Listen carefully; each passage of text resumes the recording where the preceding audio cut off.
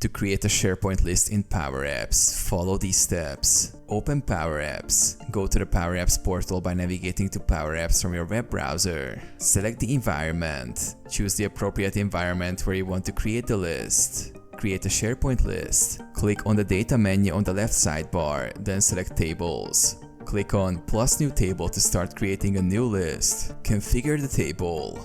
Enter a name for your table. Configure columns by clicking plus add column. Define the column name, data type, and additional settings as needed. Add columns. Customize your list by adding more columns to capture different types of data. Use the plus add column button to include all necessary fields. Save and publish. After setting up your columns, click Save to store your new table. Then click Publish to make the list available in SharePoint. Create or use an app.